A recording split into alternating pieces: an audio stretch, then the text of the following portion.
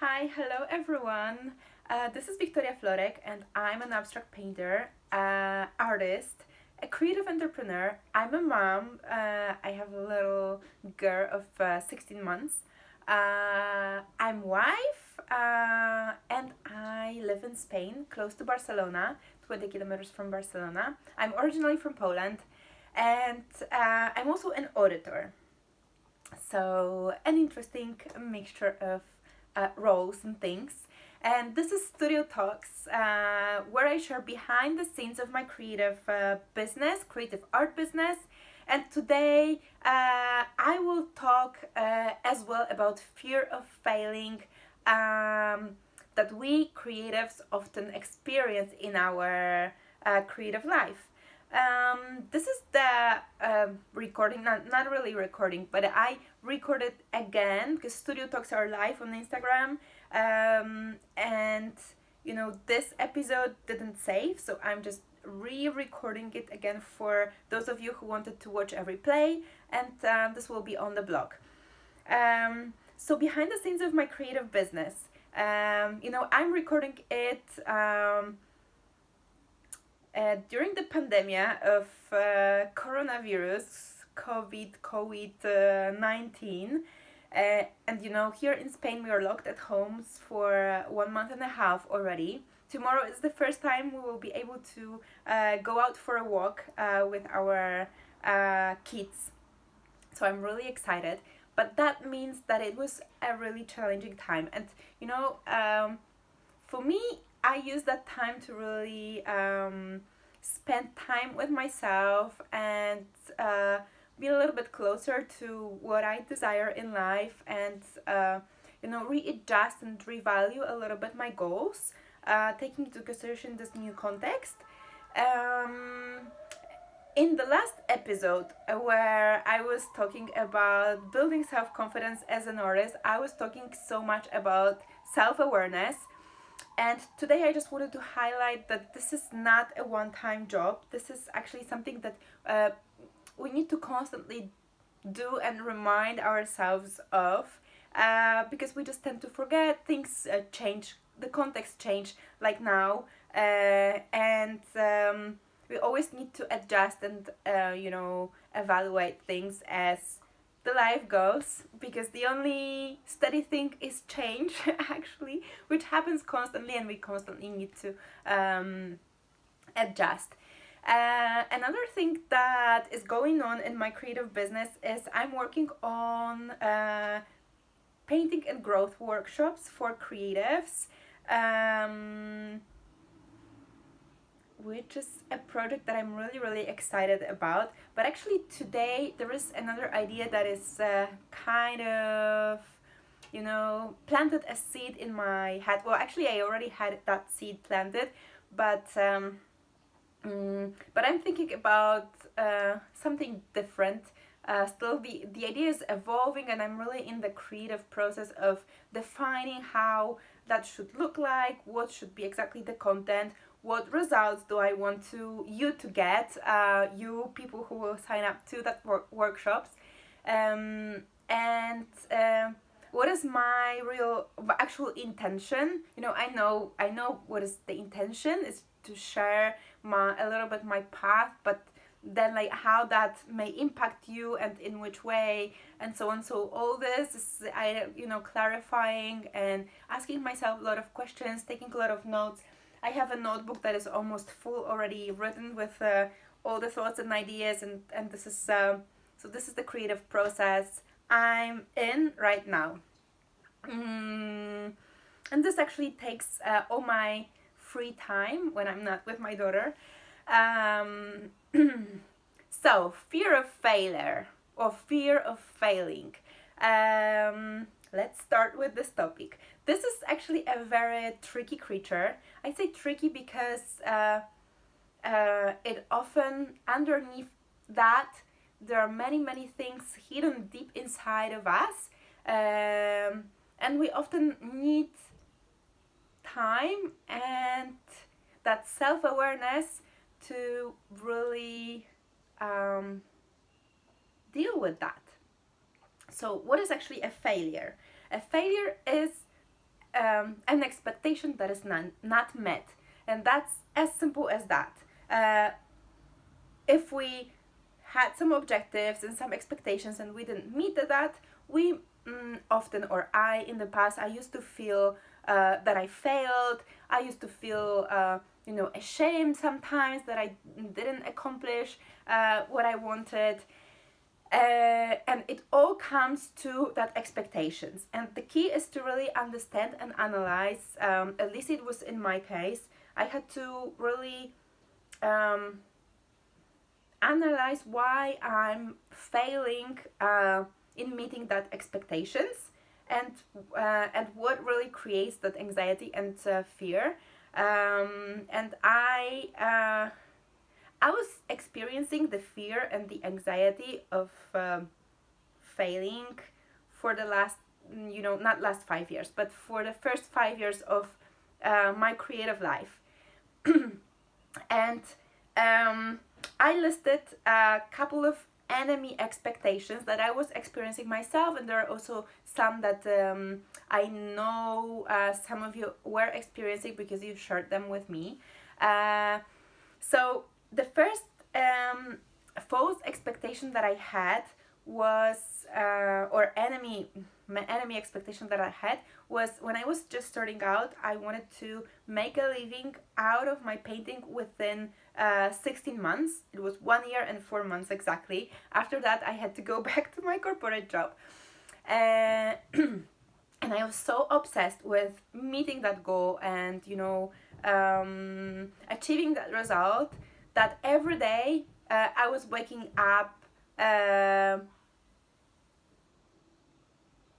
with anxiety and with stress. I was putting so much pressure, working hard and trying to make it work. I was trying to figure out everything from the scratch, because I was starting really from the scratch. I was learning painting. I was learning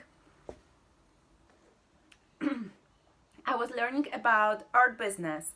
I was learning about how to do business actually. What does it mean to make a living out of your art? What steps do I need to take? And it was a lot of learning, and doing that within 1 year, within 16 months, is basically impossible if you start at the point where I was starting. I was really I knew nothing. I knew nothing when I was starting out. So the goal that I actually pursued was totally unrealistic. Totally, it just couldn't happen. Even if I had a lot of luck and I don't know, everything in the universe was kind of making that work for me, I really doubt it would be possible for me to meet that. And it took me time to understand that it just couldn't happen. So the first thing for me was that unrealistic goals. Then the second thing is to wanting to do everything perfectly, and it never can happen. You will never be at the point where you will do something perfectly, because there will be always, the next time will be always better and better and better and better, and the 10th painting is better than the first one. And when you do 100 paintings, so that last one is better than the one that you did like as number 50. In 10 years you will be much better painter than you are right now. You will be much better entrepreneur than you are right now, because you are learning and you're practicing, and all this sums up. And that's how actually this works. So really expecting that this thing you are doing right now needs to be perfect, it's it's unrealistic. Basically, you can only do it as good as you can do at that moment. You can only make as good decision as you have, with the knowledge you have right now. Like in 2 years or 2 months or even in 1 week, you will have different perspective, because you already learned something from what you decided or the results that it brought you to. So you may think you would have done it differently. Okay, maybe, but now you have a different knowledge. The same with the painting. Like if you want to do a perfect painting, um, and you're like afraid of I don't know,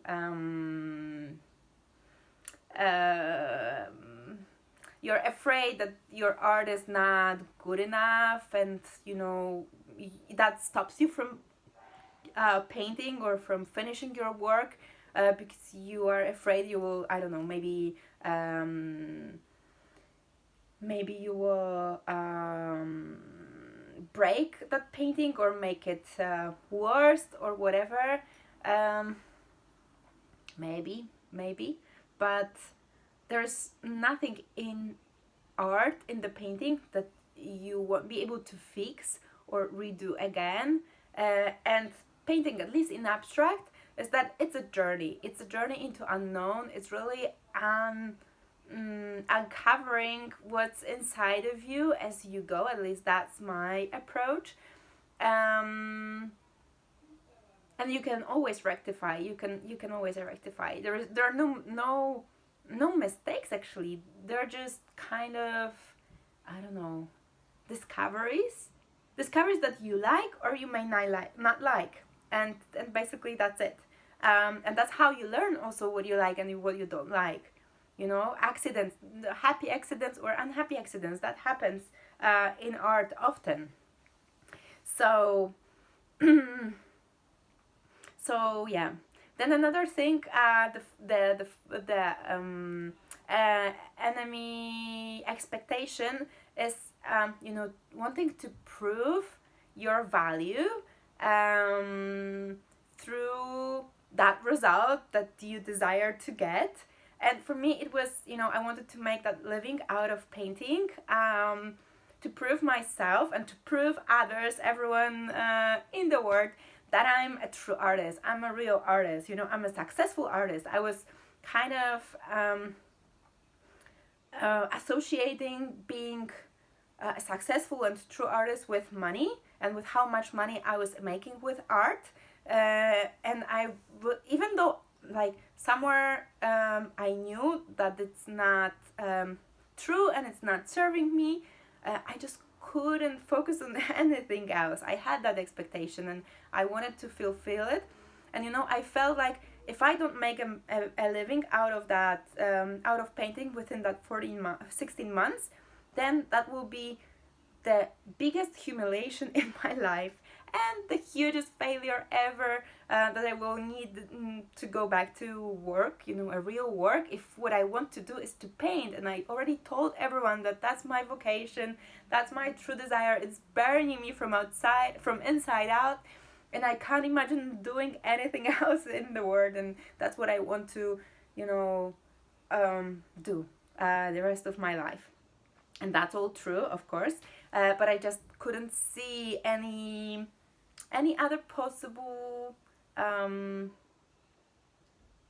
solution or exit, but the one that I had in my mind, to make a full-time living out of my art. So that would be the false enemies. And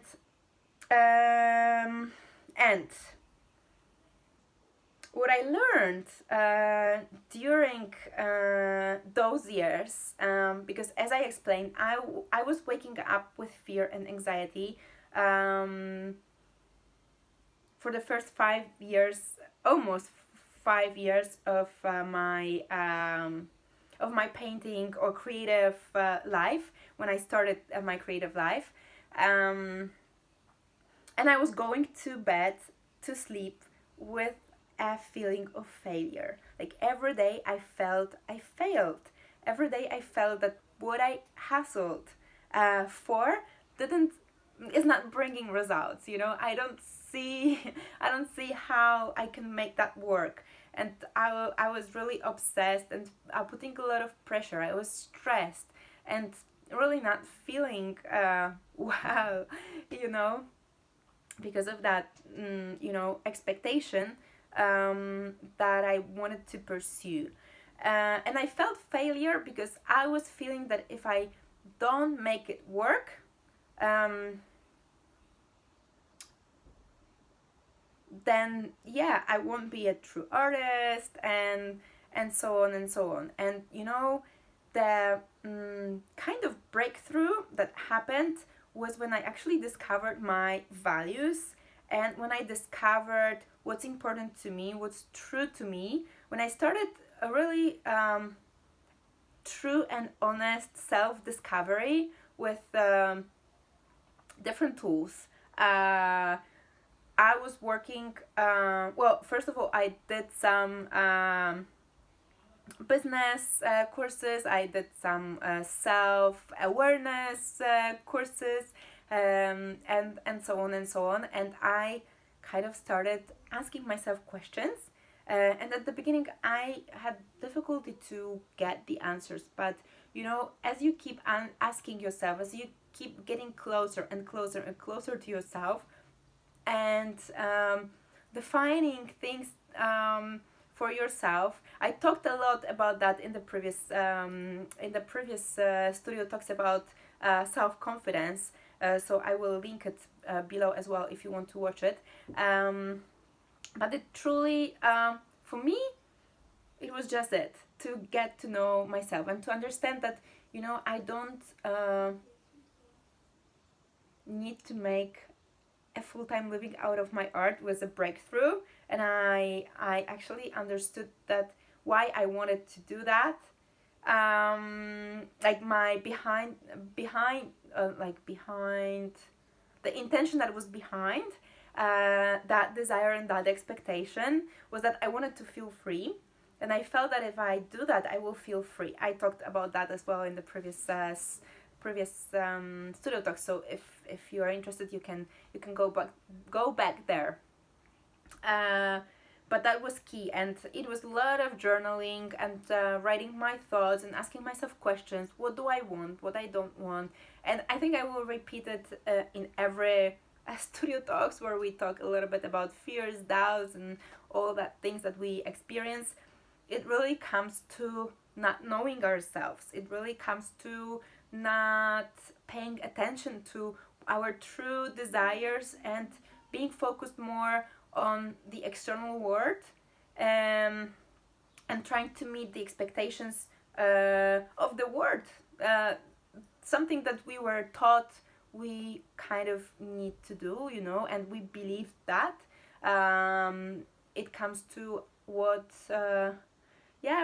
we believe as a person, and it's often in some disharmony with what our true self tells us, because if it wouldn't be in the disharmony, then we wouldn't feel that fear. If our expectations were true to us, we wouldn't feel the fear. If the expectations were realistic, you wouldn't have the fear because you would have the trust that you will meet that. And it's important to you. um, so um, so that's it. And then you know if you are doing something and you feel that you fail, um, what I do now and what I was not doing during that 5 years is just to really stop for a moment uh, and look at that failure from a perspective of an external consultant, um,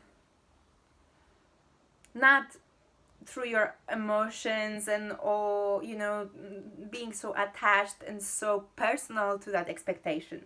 Really look at it, try to kind of stand next to yourself and look at it from I don't know, from the bird's view or whatever. I like to take this metaphor of an external consultant, so I try to put the hat of an external consultant and look at it and see all the actions I did, all the effort I put, and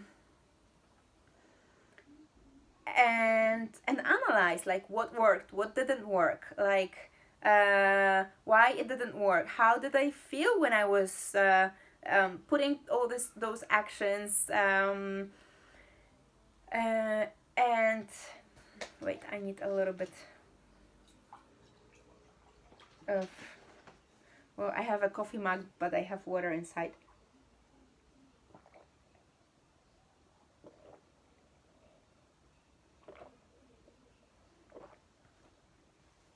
And very important key is to appreciate and celebrate your effort and not the result. We're actually taught from a very little years that the result is what matters the most. Like when we go to school, our notes is what matters the most, but no one ever looks how much effort we put into getting that note. You know, you can have an average note but work really hard to get that, and that should be really appreciated. Like your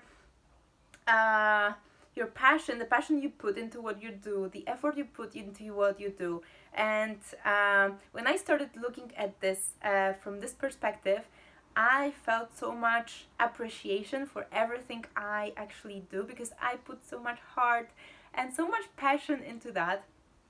And when I looked at it as failures, at the results, I was very hard on myself, and and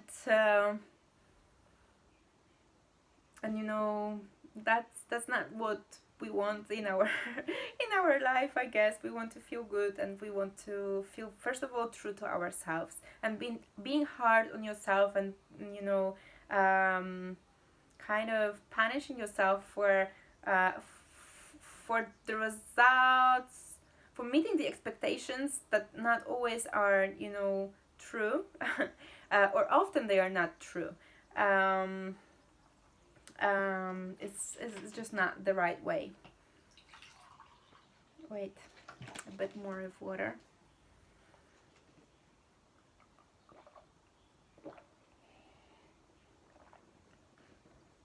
Mm.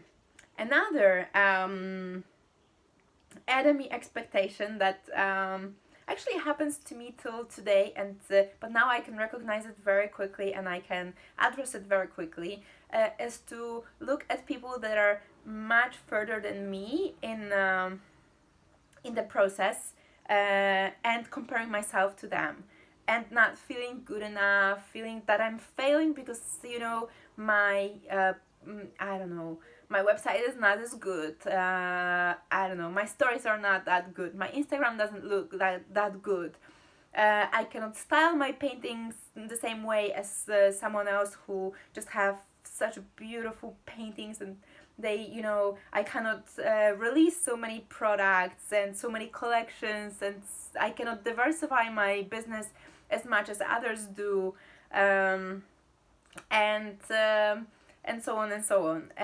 So again, the expectation is to trying to, you know, reach them, and not being able made me feel as a failure, and you know, also it was creating that anxiety of I will never be able to reach them, you know. And if making a living out of painting means to be like them, then I will never be able to make a living out of painting. And it was all kind of this vicious circle. uh, so you never ever compare yourself to people who are much further and much more advanced in the career, um, because that will only bring you suffering and will never be productive. It will never bring you any value. You can, of course, look at them as an inspiration, but always kind of scale it down to where you are right now. That's not always easy. That's actually very difficult, because people who are high, and even when they talk about their business or try to teach how they got there, they often forget what were the beginnings, and they often try to, and they often, not try to, but they often kind of talk from the perspective where they are right now, so from their top. Um, and that felt frustrating often to me as well. because I was unable to scale it down to my perspective.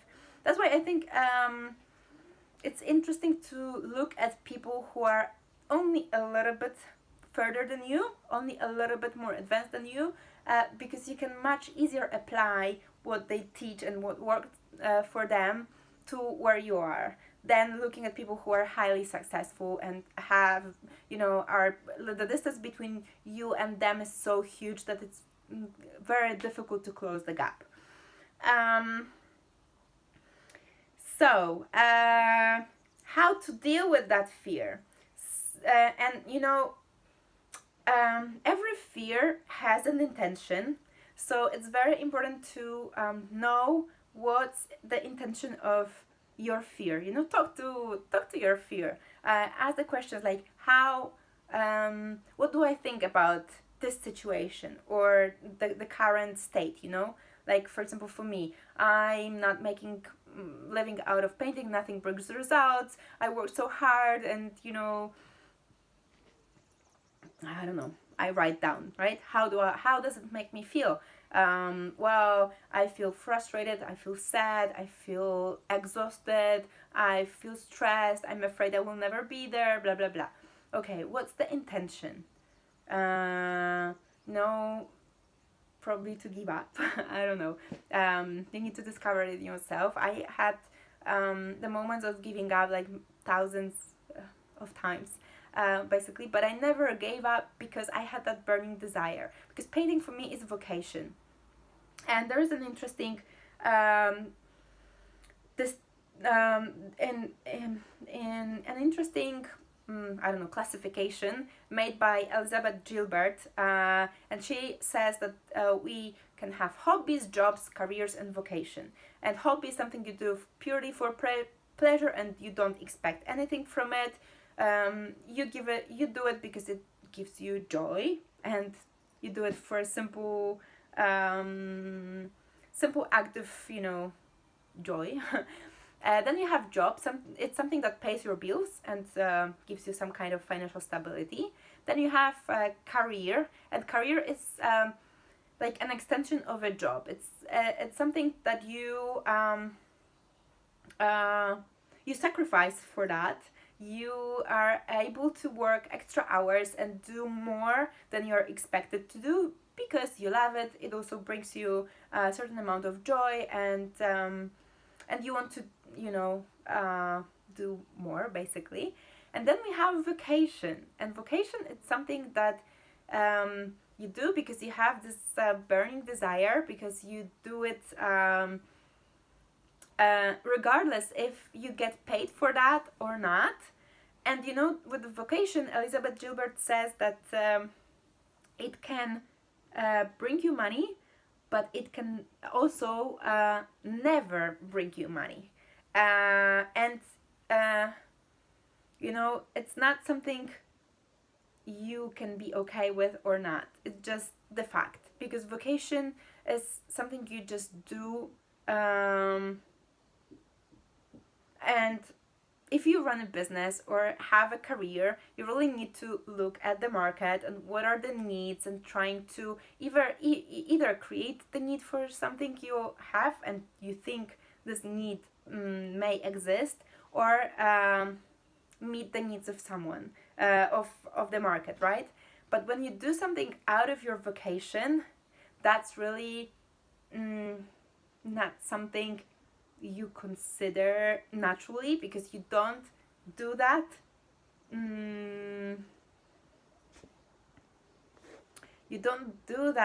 to really satisfy the market, if I can say it this way. And I was really upset when I heard that, and I didn't know where to fit myself, because I believe that my vocation, I knew I had vocation, and painting was my vocation, but I couldn't accept the fact that I may not be able to make a living out of it. And today I understand it, and I understand it because I know what does it mean to have a sustainable art career. And it means several things. It means, first of all, you need to diversify, and especially if you have a creative business and you want to be a creative entrepreneur, and to diversify in some parts of your job, of your business, you will need to do a commercial job. And the commercial job means that you will need to compromise on the freedom of creation to meet the market, basically. And to give you an example, like for example, licensing your art. There are types of art that are licensable, and there are types of art that are not licensable. And I consider that my art is very hard to license, and the reason is very simple. It just doesn't look pretty on products and things and clothes, because it's basically not made with the intention to put it there. It's made like the intention of my art is totally different, and I could probably, oh, not probably, I'm sure, and I even did that as my personal project. Do art that is licensable. It's just I don't find pleasure and I don't find joy in doing this. So I kind of thought, if this needs to be the price I need to pay to live out of my art, then I really don't want to pay this price. And because I have already a job, and that would be like kind of part of the job, that I need to do. I have a very very very profitable job as an auditor, which gives me plenty of flexibility because I can only work 1 week or 2 weeks a month, and I don't need to, on top of that, try to prove myself that I can make a living out of my painting. So yes, so understand the intention. Underneath your fear, underneath your expectations, know yourself, know your context, know what you desire, what you truly desire. Learn about what it takes to be a successful artist, and what it takes, and the prices you need to pay, and the prices you want to pay, and you're open to pay. So all that really is key. And for me, once I discovered my values and my desires, and how all that kind of took the right place in my head, the fear suddenly disappeared. Of course, it didn't happen in one day. It was a process, but this process really required a lot of self-discovery. And the last thing I want to tell you about the fear of failing, which I already started before, but I think I didn't finish my thought, is to appreciate and celebrate your efforts and not the results. And I have here this book, Big Magic, by Elizabeth Gilbert from 2015, and actually the full book is a little bit about this, about the creativity, about the fact that the creativity doesn't have to pay your bills, about the fact that it can, but it doesn't have to, about the fact that if it pays your bills, that's fine, but if at a certain point it stops to pay your bills, that's also fine, and you really can get a job and still be creative. And that mindset, in 2015, when it was issued or released, and when I read it, was creating a lot of anger inside of me and a lot of disagreement. But today I truly resonated with it. I understood what actually she meant, because I understood what does it mean to actually make a living out of your art, in all the meanings, and I understood the need of compromise, which I'm not kind of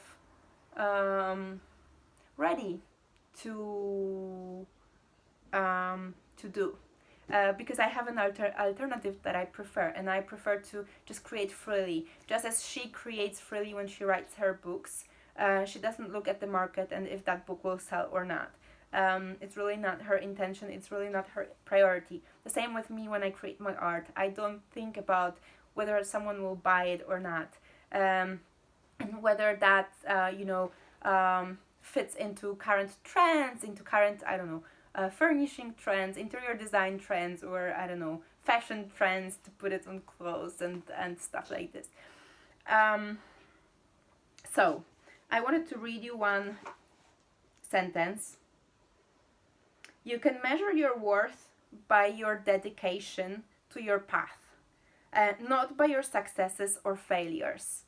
And I would like this to be,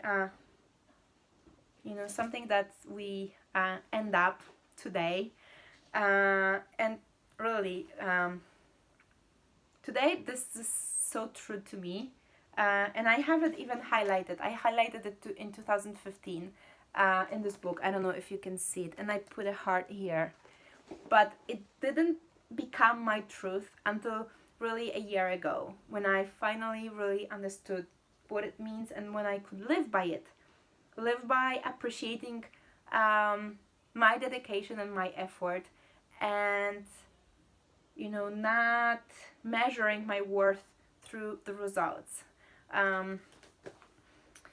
This is also something that helped me release all the fears, and today I can say that I really don't have fears.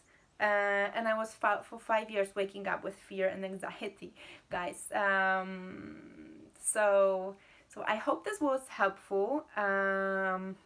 If you have any questions or any comments, just let me know. Yeah. So bye bye.